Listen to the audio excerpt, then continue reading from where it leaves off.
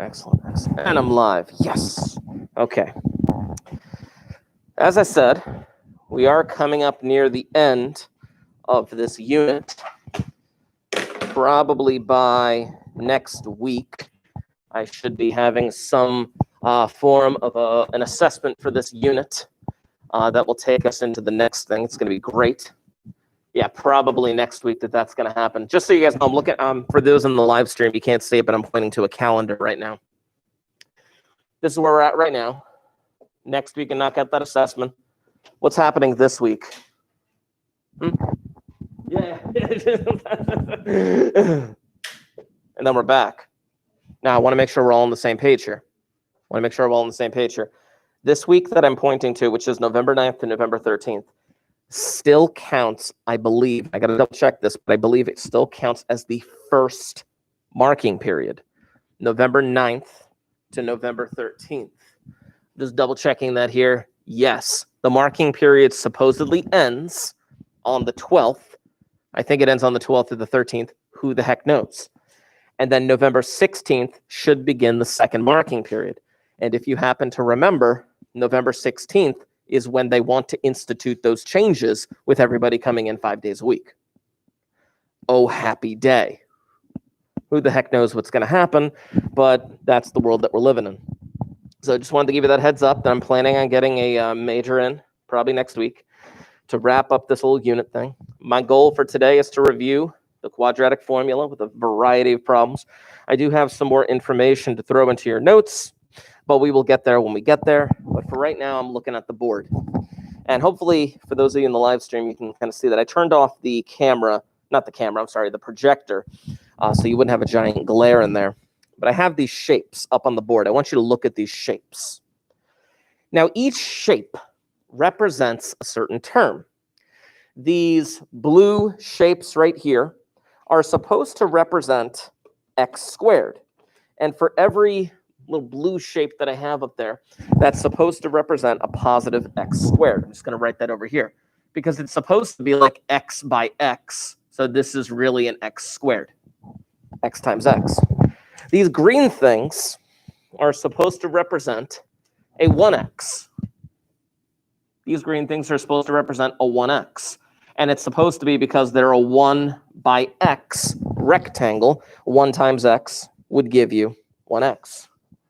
And these yellow things that you can see right there, 1 by 1s, they represent a 1.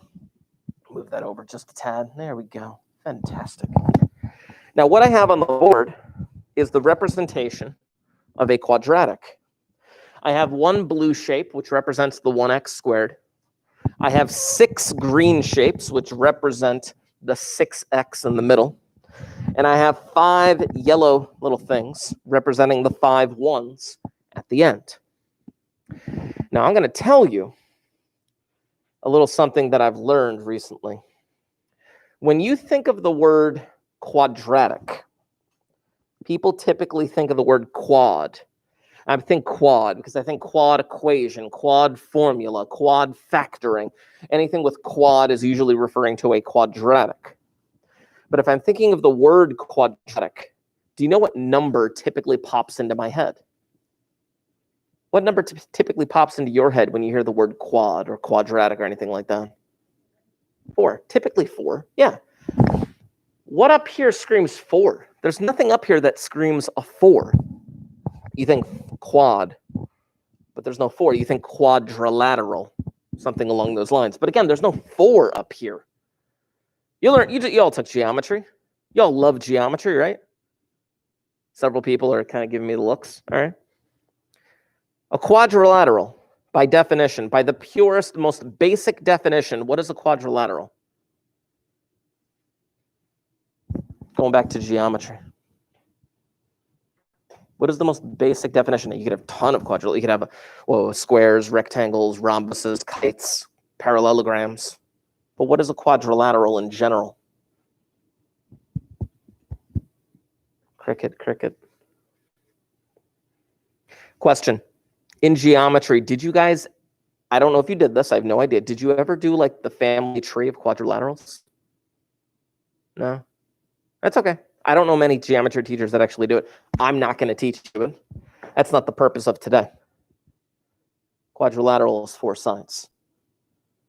I'm going to show you something here. Check this out. I'm going to do something with these shapes that you may or may not be familiar with, that you may or may not like. Something along these lines. Bring that over here. Bring that over here.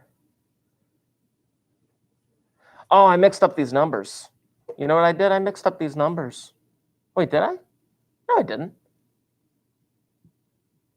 No, I totally didn't. Tell me. Can you think of 2 numbers that multiply to 5 and add up to 6? 1 and 5, right?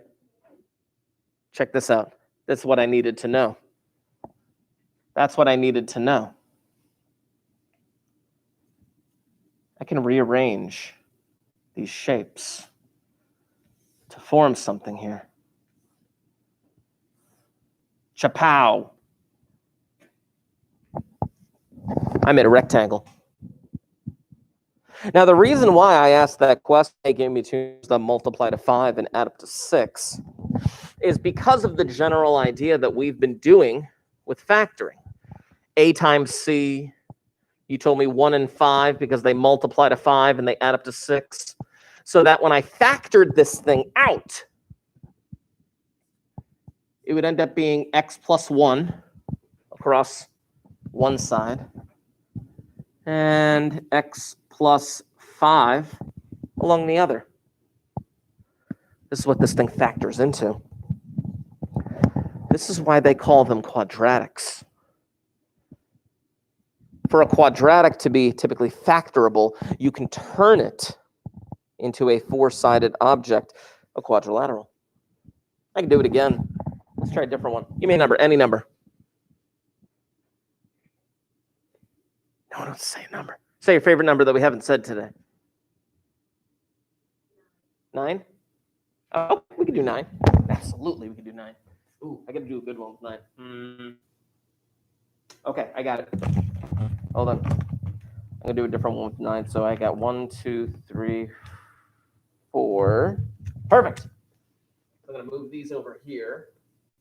I got 1, 2, 3, 4, 5, 6, 7, 8, 9. I got 9 of those. Get rid of that, get rid of that. Kind of put that up there with that. There we go, there we go, there we go. And let's see, what do I want to have in the middle? You know what, I'm just going to do, I'll do a 6. Yeah, I'll do a 6 again. I'll just leave it a 6. There we go. This is the quadratic 1x squared plus 6x plus 9. And this is absolutely factorable. This is absolutely factorable. I want to see how I was going to actually work that in. Now, what these tiles do is not really feasible for like larger quadratics. I mean, you could do them with larger quadratics, but it would take forever to do them with larger quadratics. Instead, the general idea would be, what could I factor this into? How would I make a rectangle? How would I make a quadrilateral? What 2 magic numbers work here? What 2 magic numbers multiply to give you 9 and add up to 6? Okay, now that helps me. Before, when I did the first problem, I was stuck. When I did the first problem, I was like, how am I supposed to make this into a quadrilateral? But then, once I know what those magic numbers are, all of a sudden it becomes, well, you said 3 and 3, so I got a 3 there. Remember how I labeled the sides? This is an x length, 1, 2, 3. There's x plus 3. 1, 2, 3. There's an x plus 3. But if I wanted to actually fit this thing in where I needed it to go, you can see how it actually does work now. It's kind of weird. I like it. I like it a lot. Algebra tiles are interesting. Like I said, they're not really applicable to larger end problems, but this is what we have. I love it so much. Okay. I wanted to show you this as an aside, and now here's what I'm going to ask. For those of you in the chat, in the Google Stream, there is a PDF that I just posted today. I need you to get that PDF. I need you to open it up. For those of you in class today, I have printouts of the exact same page. Let's do that.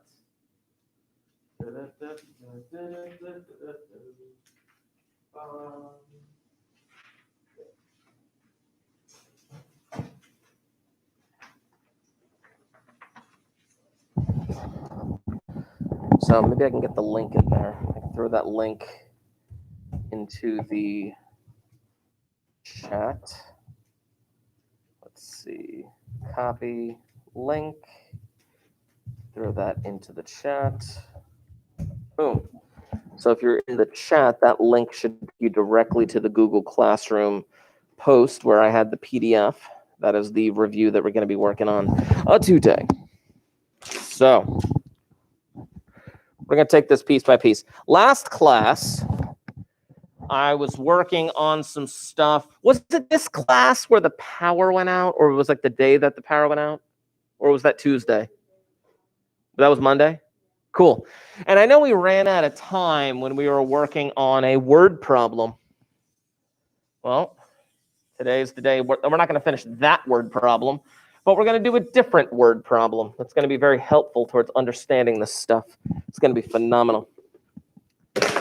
Just as a side note, I did post a review video on the Google Classroom reviewing the questions from that online Edulastic assessment that you guys did a few weeks back. So if you needed help with that, please, by all means, make sure you watch that video.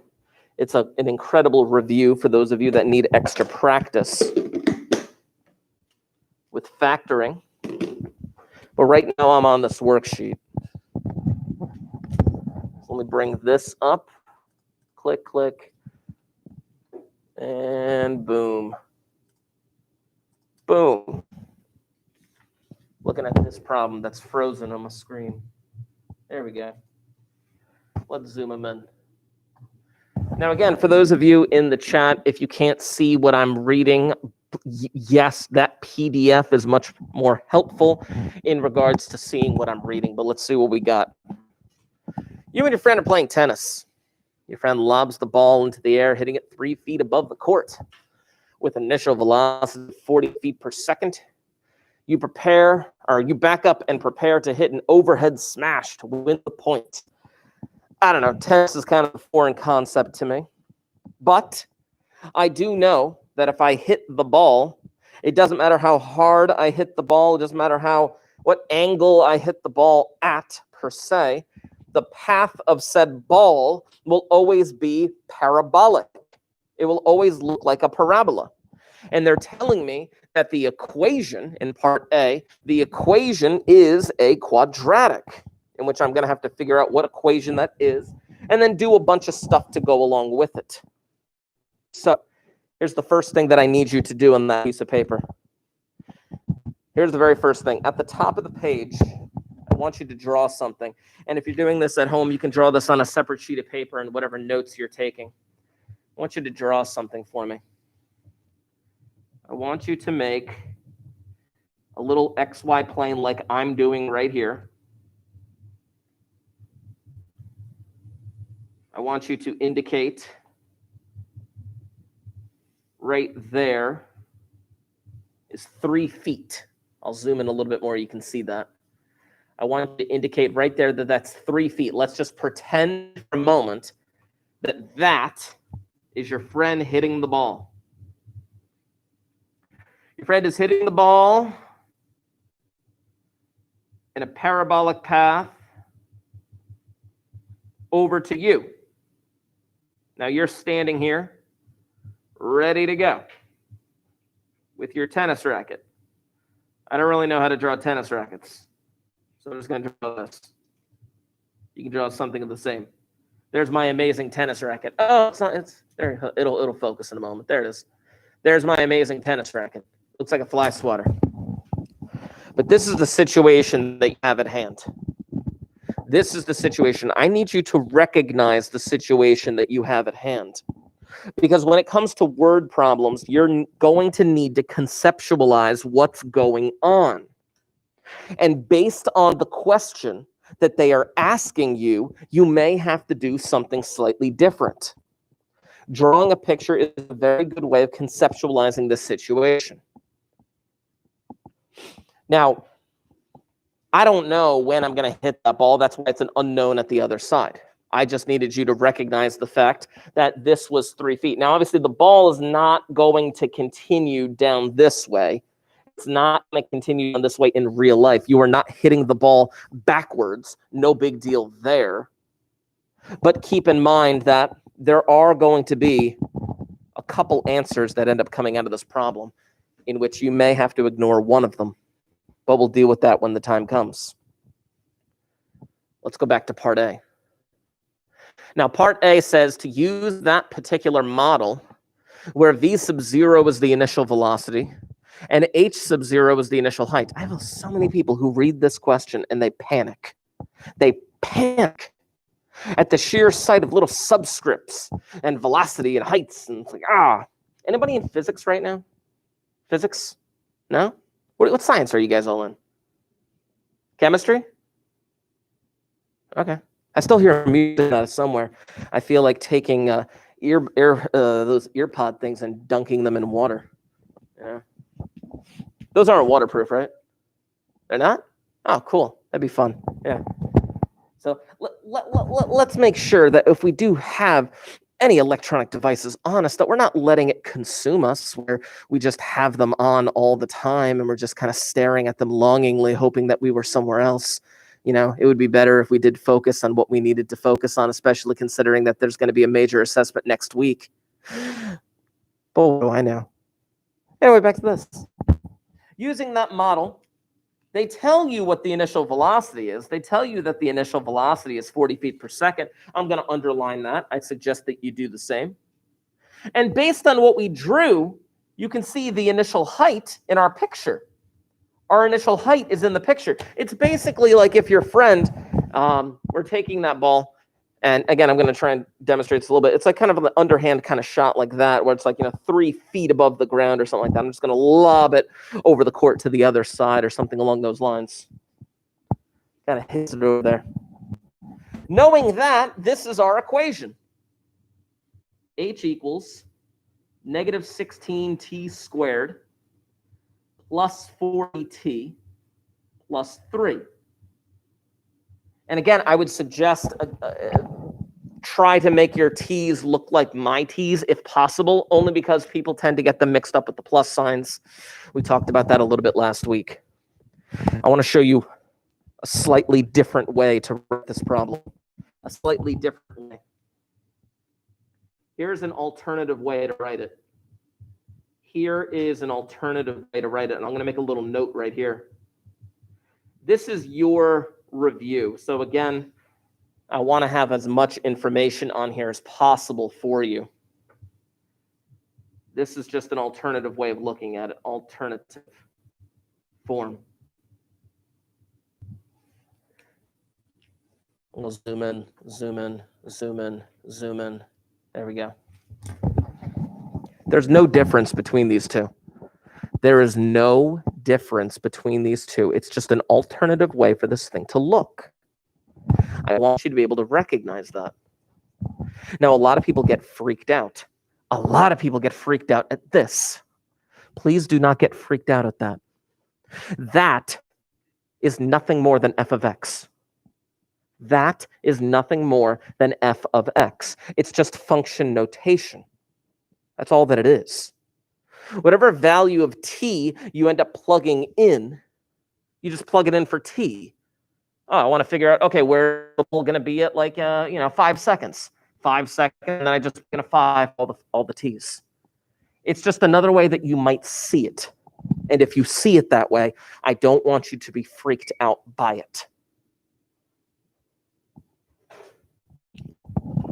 Oh, I got to underline that in red. Hold on. Question number 2. I'm going to underline this in red. Check this out. Average rate of change. Now, this is going to be a little bit of a blast from the past. This is something that I haven't talked about before. Or I'm sorry, let me rephrase. It's something that I haven't talked about in this particular school year with you. You may have seen this before, this phrasing, something along those lines.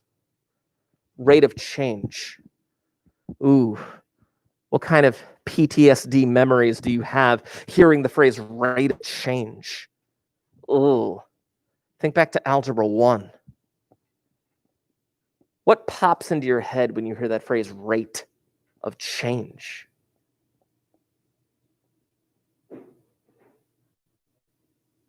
I don't know. Still hearing a lot of music. Y'all hear that? It's really loud. It's really loud. Rate of change. It's been a while. It's been a while since you have particularly seen that phrasing of rate of change. But all that rate of change actually is, and I'm going to write this directly on here. All that rate of change actually is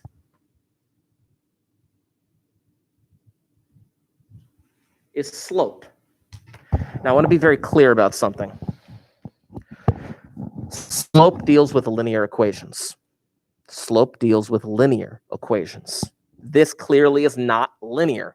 This is clearly a quadratic. This is clearly a curved function. What's that rate of change doing in here? Again, I'm trying to prepare you for what they may throw at you. When I say they, I mean future assessments. Ms. Murphy, aren't you in control of future assessments? Yes, to an extent. To an extent. We'll get there. Oh, we'll get there. But I want to show you the slope. I'm going to remind you of this formula.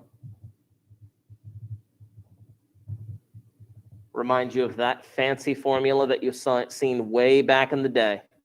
That's something that we haven't seen in this particular classroom, but I got to review it with you now. Rate of change of y over change of x.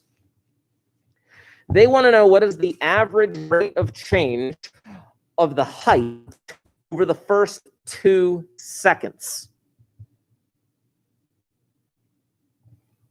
Over the first 2 seconds. What's the height of the ball at the beginning? What is the height of the ball at the very beginning of this process?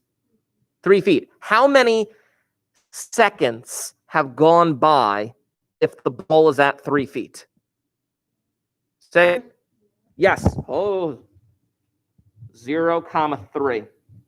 I'm just going to write 0,3 because that's the initial, that's the beginning part. That's the initial height of the ball right at the moment that it begins its journey. It hasn't moved anywhere just yet. 0 seconds have gone by.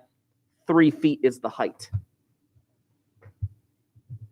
They want to know what is the average rate of change over the course of the first 2 seconds of the path of this ball. So I got to figure out, okay, where the heck is this ball after 2 seconds? What is the height of this ball after 2 seconds? How do I make that determination? How do I make that determination? Clearly, we knew it was 3 feet for 0 seconds because of what the problem worded before in the picture that we drew. If only there was some kind of an equation that we could use where we could plug a 2 in and just get something back. I don't know. Clearly, you hopefully recognize what I'm aiming at. Let me grab my calculator. If I go to my calculator and I do the following calculation.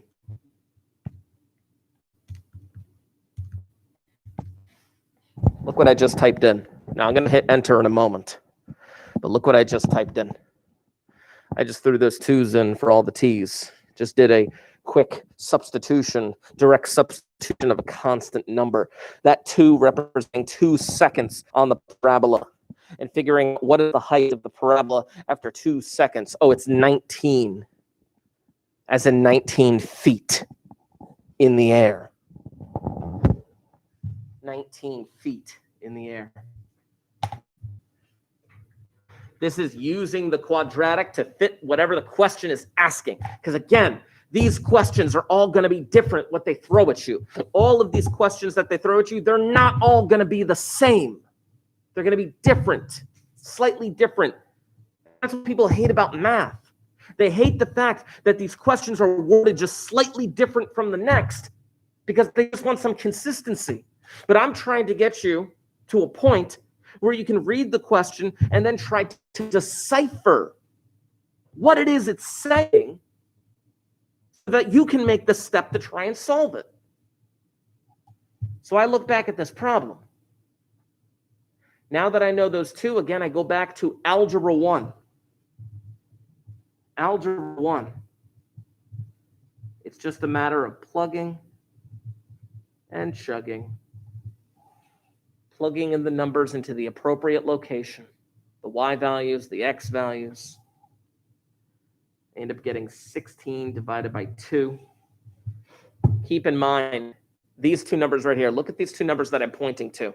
19 and 3. 19 and 3. What unit would you put on 19 and 3? What do 19 and 3 represent in real life? The height measured in feet. And what about 0 and 2? Time measured in seconds. Now keep that in mind. Feet on top, seconds on bottom. This is really 8 feet per second. That is a rate of change. A rate of change is going to be measured in y value on top and x value on bottom. 16 divided by 2 clearly gave you 8. That means that the average rate of change of the height over the first 2 seconds was 8 feet per second. Just over the first 2 seconds. Now, that's not going to remain consistent. It is not going to stay 8 feet per second because the ball is constantly changing its height. And it's changing its height due to some weird force of gravity. It's amazing. Love this kind of stuff. Then comes the big question. Okay. Will the ball ever reach a height of 30 feet? Here's what I need you to write down. And I am going to put something into our notes in a little bit. I'm not doing our notes right now, but here's something I need you to write down. I need you to write down the word vertex. And I need you to write down negative b over 2a. Now, this is something that we haven't talked about just yet, but I am going to put this into our notes in a little bit. Negative b over 2a is something incredibly helpful. Negative b over 2a will give you the x value of what we call the vertex. Let me slide my paper a little bit. I'm going to come back to that, but let me slide my paper back up to that picture that we drew up top. I'm going to slide my picture back up here. And I'm going to create a little point up here at the top. This is my vertex. Oh, I wrote that really small. Let me write that a little bigger. This is my vertex. The vertex is either the extreme top point or the extreme bottom point on a parabola. That's what your vertex is. In our case of this ball traveling through space, this is going to be the highest point that the ball reaches. The vertex. So I scroll down over here. Will the ball ever reach a height of 30 feet? Well, before I answer that question, let's calculate the vertex. Now, if I'm going to go ahead and calculate this vertex, I am going to use the numbers that we got in Part A. In Part A, I got values for A, B, and C.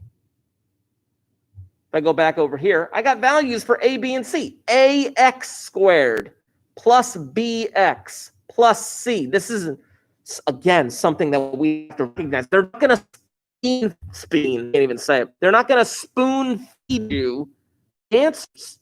They're not going to spoon feed it to you. You have to recognize what the problem is saying. Will it ever reach a height of 30 feet? I don't know.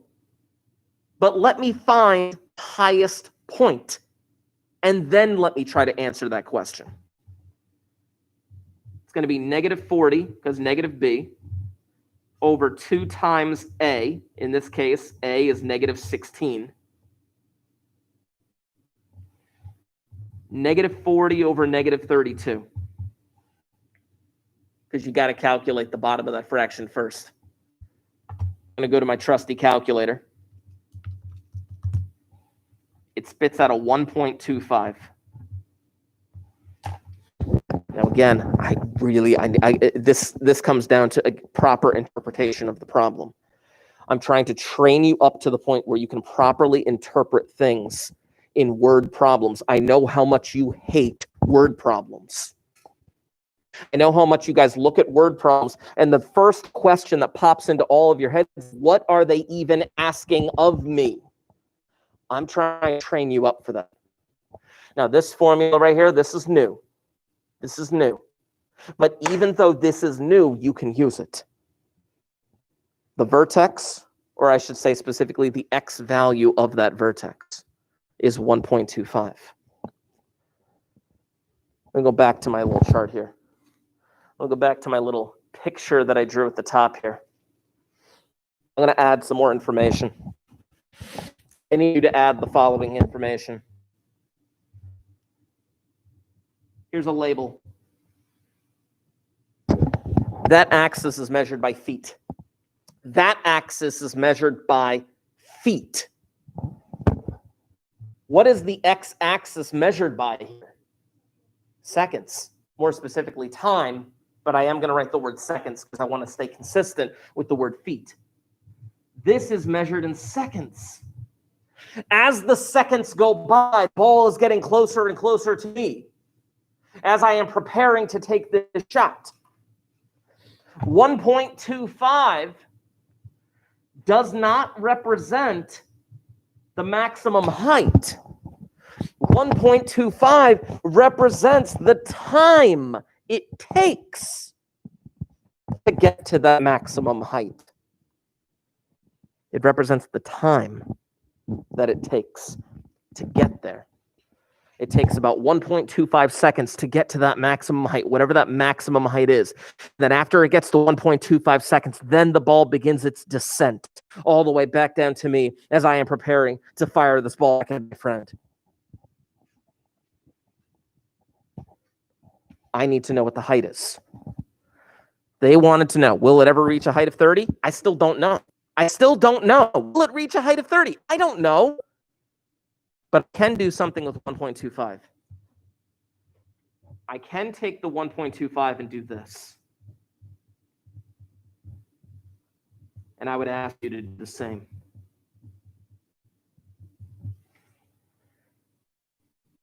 Will the ball reach it? I don't know. But I can plug in 1.25.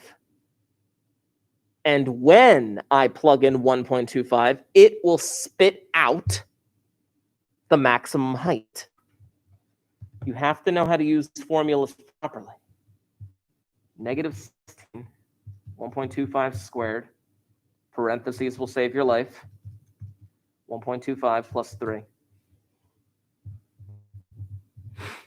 28 feet. Now I know the answer to the question. Will the ball ever reach a height of 30 feet? The answer is no. No, it will not. There are alternate ways to answer this question. There are definitely alternate ways to do it. But this is quite possibly one of the easier ways to do so. If you ever want to know an extreme height or an extreme depth of a parabola, you need to be able to use the vertex formula. Will the ball ever reach 30 feet? No, because once it reaches its maximum, once it reaches that vertex at 1.25 seconds, it will only be at 28 feet, and then the ball will continue its journey back down. So let's write this.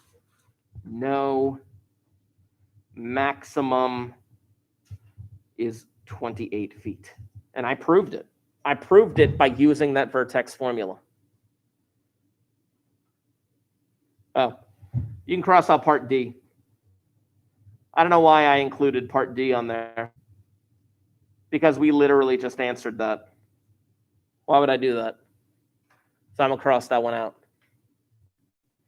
And then I come to the biggest question on this entire page. The biggest question on this entire page. If you plan to smash the ball when it falls to a height of 8 feet above the court, how long do you have to prepare for that shot? Let me go back to my picture. Let me go back to the picture at the top of the page. I'm going to zoom back in on my picture. Zooming back in right here. Right there. Right there. When I smash the ball. Right there when I smash the ball. That is approximately 8 feet above the ground. That is approximately 8 feet above the ground when I smash the ball. Now, I'm not 8 feet tall, but if I'm holding the racket above my head, maybe I can reach 8 feet. I know that I personally am vertically challenged. But I think that I might be able to do that maybe if I jumped a little bit. But that is the scenario that we have. How long do we have to prepare for that shot? I don't know. Let's go back down to the bottom of the page. Here's what you got to do. Here's the proper setup to the problem.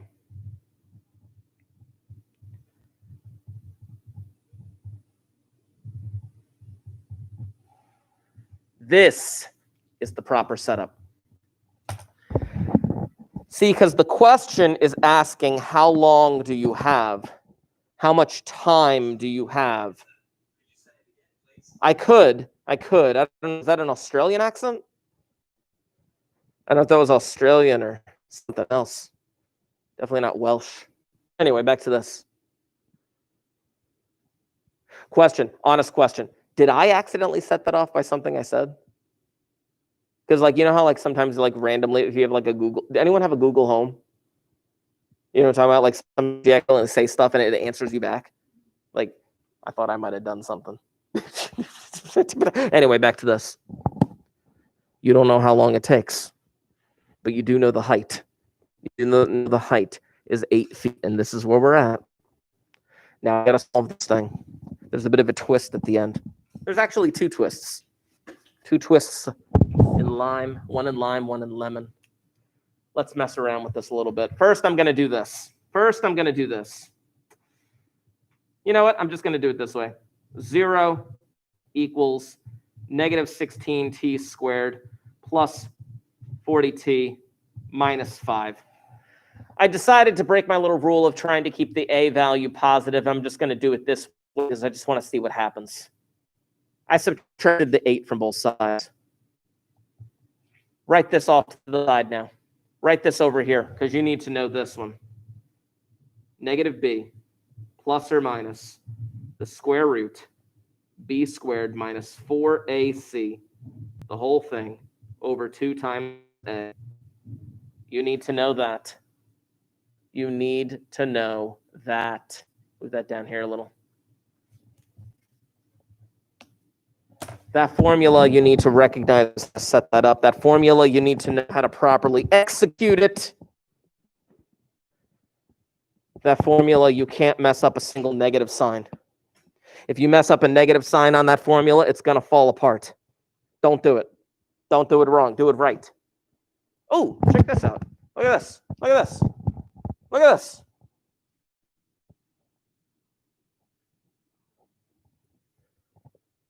Why does that look familiar? Why does that look familiar? What I just circled. I'm going to erase that home, mind you. What was that I just circled? That's how you find the vertex. That's not a coincidence. That is not a coincidence. I'm going to erase that, though. It's how you find the vertex. Oh, crap. Oh, crap. I wonder if this whole thing is connected, like a conspiracy theory. Ugh. I tell you how my father-in-law believes in conspiracy theories? No? You ever hear of chemtrails? All right, don't look it up. It's stupid. It's so stupid. Anyway, back to this. I got to solve this. So let's take it up to the time. First of all, this calculation. I'm going to show you how to type this into the calculator properly in a moment. But what I am calculating right now is my discriminant. I am calculating the b squared minus 4ac. You can't do this until you have it equal to 0, which we did.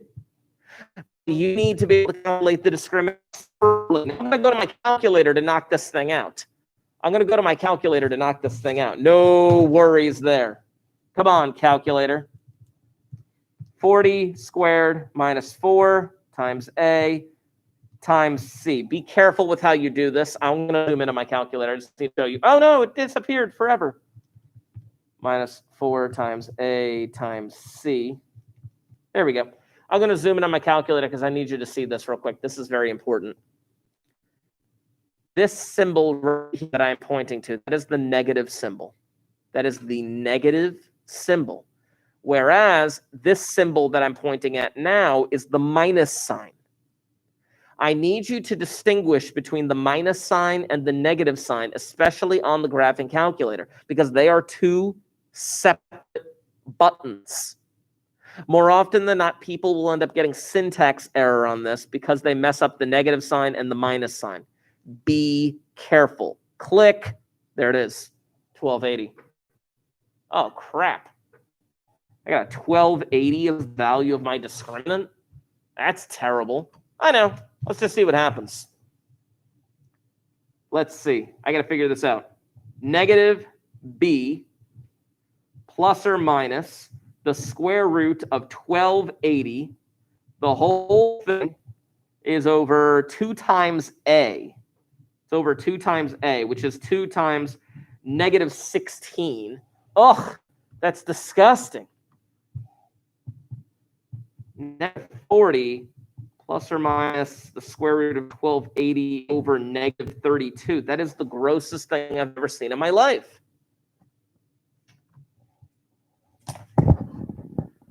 Now, here's going to be the thing. We can't leave it like that. We cannot leave our answer like that. Now, last week we could. Last week, no problem. Last week, we could easily leave our answer like that and call it a day. Yay, happy day. But now we can't. Because this is a word problem. This is a word problem.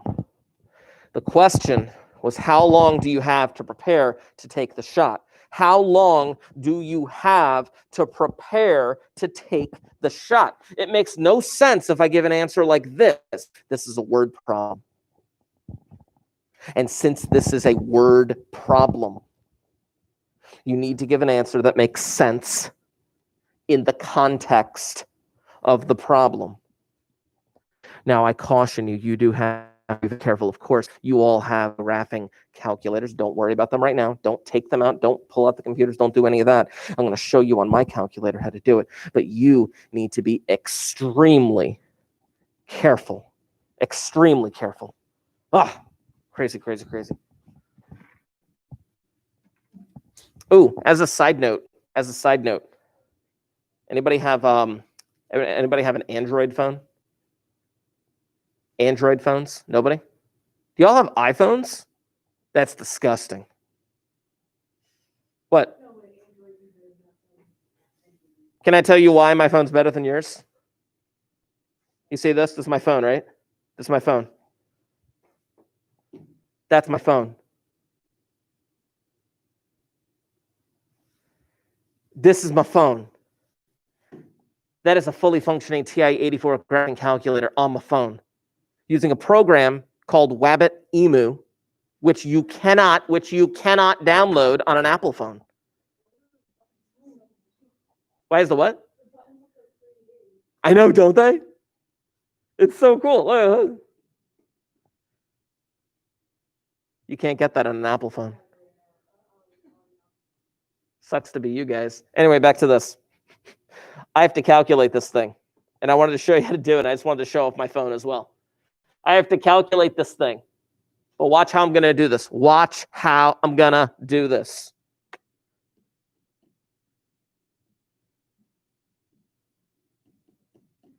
Now check this out. I have to close out the top of the fraction. Very careful. I'm going to show you this on my TA84, which you guys have TA84s on the Chromebooks, correct? Cool. I'm going to show you this on a TA84. I'm going to show you this on a TA83 in a moment. That is the first calculation we have to do. I'm going to show you this on the TI-83 as well, just so you can see exactly what's going on here. But look at the difference here. On the TI-83, I actually have to close the top parentheses twice. I have to close the parentheses around the square root, and then I have to close it around the top of the fraction. Please be careful. You guys, with these calculators, run into so many syntax errors. I don't want you to run into those syntax errors. Please don't do that. Boom. There's one answer right there. Let's get the other answer. Hey, you want to know a secret that you guys don't know about? You don't know about this secret. You ready? Look at the right calculator. This one right here. You see that? Watch this. Watch very carefully. I'm going to hit two buttons. Just two buttons.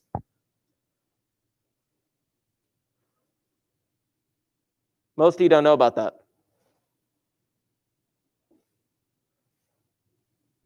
I don't have to retype everything. What did I hit? Do you know what I hit? Second, enter. Second, just hit it on my phone. Enter. It brings everything back. And then all you have to do is edit that plus sign to a minus sign. And you get your answers. Oh, it's so great. I love my Android phone. So much better than an Apple phone.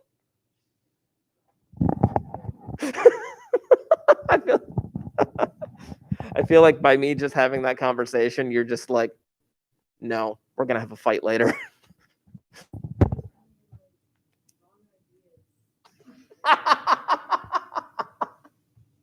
Okay.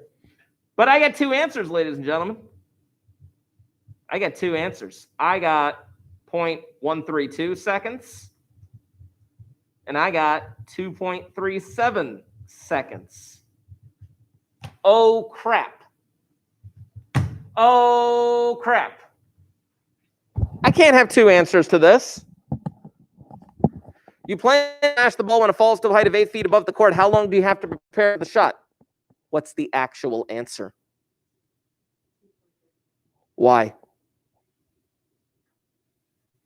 By the way, you're correct. You're correct. But I do want to know why.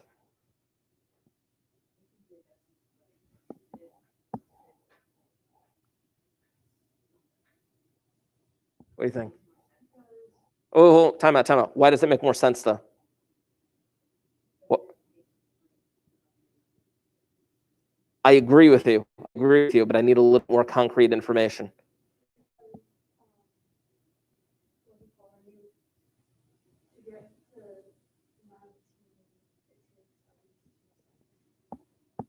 That's one way of looking at it. That is absolutely one way of looking at it. Okay, hold on. If you guys go back to part B, we calculated at 2 seconds it'd be at 19 feet. So now I'm looking at this thing. I'm looking at this picture up top. If at 2 seconds, this thing, by the way, what's this height right here? What time is right at the vertex? How much time does it take to get to the vertex? Not to the vertex. What did we get for part C? Was it part C? Yeah, it was part C. Didn't we calculate the vertex in part C? 1.25. That was 1.25 seconds. And then somewhere around here is 2 seconds and 19 feet. And then what was it, 2.37? This has got to be 2.37. Here's another way of looking at it. Another way of looking at it right here. it hits a height of 8 feet twice. It hits the height of 8 feet once on the way up and once on the way down. It hits it once on the way up, just a fraction of a second after I hit it, or after my friend hits it. But I got to wait for the ball to get all the way over to me. And once the ball gets to me, so I'm going to smash it there. You said it makes more sense. Yes, it does. It absolutely makes more sense that the answer is 2.37. It's got to be 2.37 in that case. You got to look to the context of the problem, ladies and gentlemen. The context of the problem. You have 2.37 seconds to respond. Again, if this thing were not a word problem, if this were not a word problem, if this thing were just a regular problem that I had to solve, I'd be okay with this. Maybe I'd simplify a few things down. I'd simplify some fractions, simplify the square root. But this is a word problem. And since it'd be a word problem, I can do something like that. You just got to know how to type that thing in correctly. You got to be very careful with it. Okay. With the time that we have left, ladies and gentlemen, this is perfect. That's exactly what I need. What I'm going to need from you. You are going to keep this review. Again, next week, I'm going to throw out an assessment at you. I am. But in the meantime, ladies and gentlemen, I'm going to need those notebooks out and open. Do it.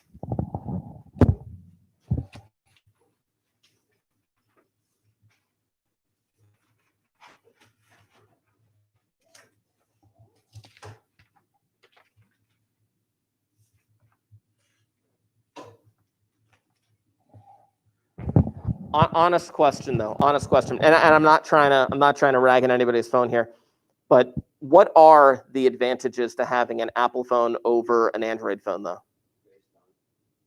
What if I don't use FaceTime? I'm married. I talk to my girl all the time through my brain. Yeah, dude. After 10 years of marriage, you get telekinesis. Yeah. The emojis. I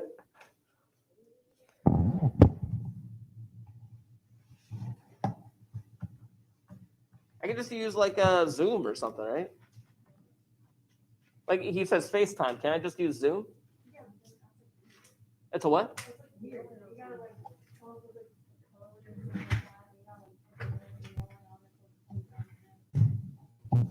2 seconds. Okay. Okay. This is Quad Wrap Up. Today is the 19th. We'll do it like this. Now, first of all, to get the x value of your vertex, you use the following calculation. Negative b over 2a. To get the x value of your vertex, you get negative b over 2a. Now, this is very similar. Write this down. Very similar to quad formula, which in this case is negative b plus or minus the square root of b squared minus 4ac, the whole thing over 2a. It's very similar to that. The only difference between these two formulas is that plus or minus square root. Do you guys remember what we called this? This b squared minus 4ac? Special name we gave it?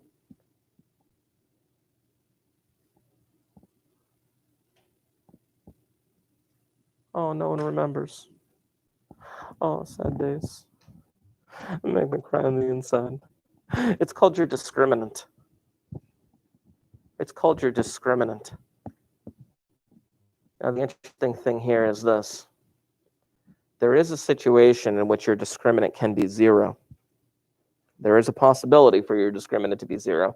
That situation is when your quadratic is sitting pretty directly on top of your x-axis. If the discriminant's 0, then this whole thing just disappears, and the only thing that you're calculating is actually negative b over 2a, which just so happens to be the vertex formula. It's very important to recognize how to do that. Furthermore, here's something that you already know. Standard form of a quadratic. You know the standard form of a quadratic is that.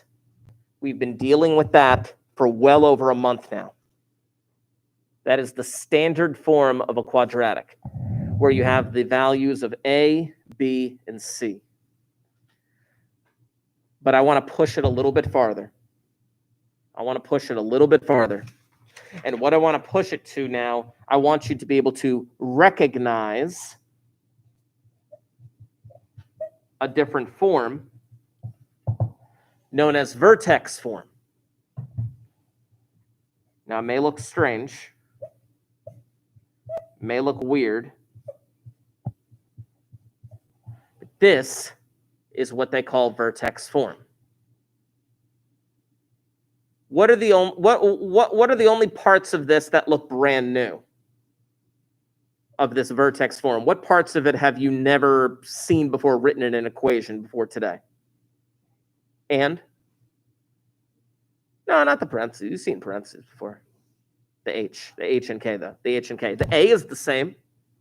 The A is the same. The X is the same. The Y is the same. The square is the same. The only thing that's different is the H and the K. Well, I'm here to tell you that H and K actually are together form your vertex. I want you to be able to recognize that, visually recognize what that looks like. I'm going to show you a few examples on Desmos in a few minutes.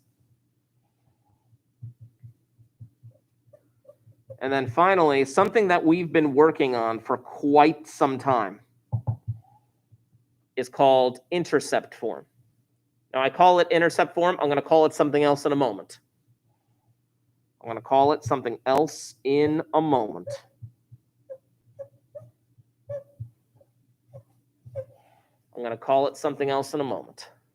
But this is intercept form.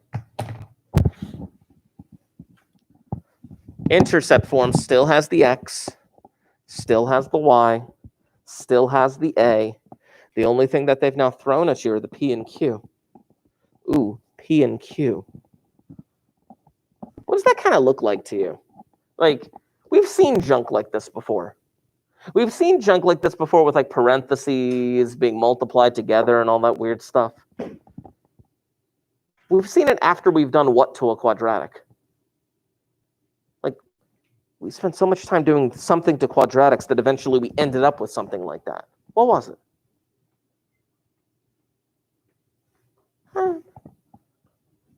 I guess we'll never know. It looks something very familiar.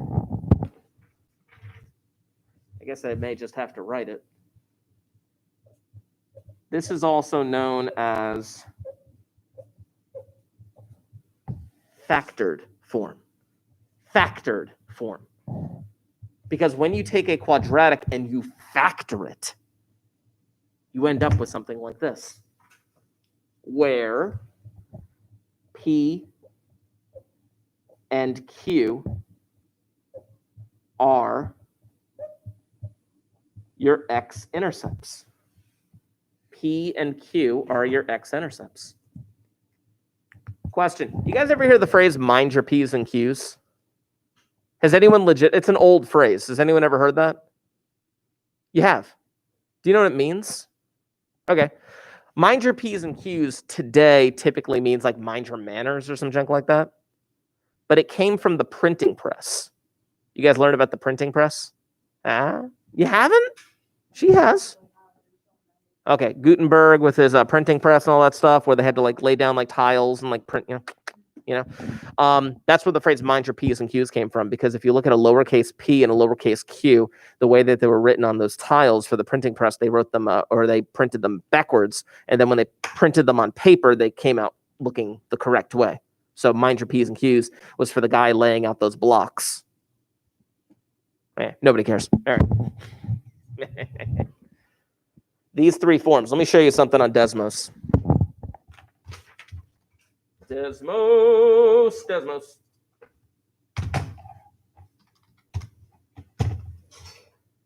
Let's see. Graphing calculator. Boom. Okay. Let's try this. Y equals x squared. Let's see. Plus 2x minus. I want to get a good one here. Let's just do minus 3. There we go. Good. Look what I just highlighted at the bottom. I just highlighted the vertex. I just highlighted this vertex of -1, -4, which is something that you could calculate using that formula, -b over 2a, and then plugging that result back in to get the -4. That's what that thing does. But this equation is also the following.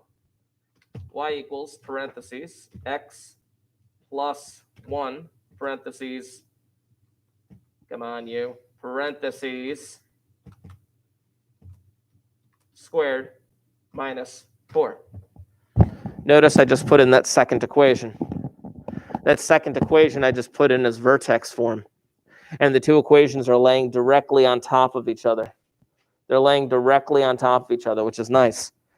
It works out exactly the way they wanted to, because the second equation that I just typed up there was what we call vertex form. Let me throw in the third one. Y equals parentheses x minus 1 parentheses x plus 3. Boom. Notice the green one that I just put in there. The green one, I don't know if you can see it green in the live chat, but it's green up there now. And again, it's laying directly on top because I have the three forms of the equation there that I need you to be able to recognize. Before we wrap up, I just want to remind you of something that I mentioned several weeks ago. Do you remember my rant about the benchmark? Right? About how we had warned, hey, the one you're telling us to assign is not the right one. And they're like, no, we got it worked out this time. Guess what? This week is the benchmark you were supposed to take. Yeah. Because despite our warnings, they assigned you the wrong one. The last one that they gave you, or the one that you took, goodness gracious, September, whatever. The one that you took in September was based on information that should have been taught at the end of Algebra 2. When in reality, you should have been taking stuff from the end of geometry, but we were told, no, give them this one. But this one's the wrong one. No, give them this one. Okay, but it's the wrong one. And then 2 weeks later, oh, we discovered we gave them the wrong one. We tried to tell you. So this information on this benchmark that you're going to take this week, I'm going to assign it to you today. It doesn't count against you. I'm just asking you to put in your best effort, but it's based on geometry information. Fingers crossed it's based on geometry information. Goodness gracious. If people would only listen to math teachers, this world would be a better place. Anywho, I'm going to sign off the live stream now. Again, I'm going to assign that thing today at some point. I need you to get that thing done, the benchmark on Linkit. We'll be able to knock that thing out. There is that major that I'm looking forward to next week. And I am hopefully going to get your projects graded before the end of this week so that you at least have the feedback. Yeah, it's going to be a good time. And then we're T-minus 3 weeks from, 4 weeks from everybody being back together. So excited. I'm really not. Ending the stream. Oh, it's going to be a fun time.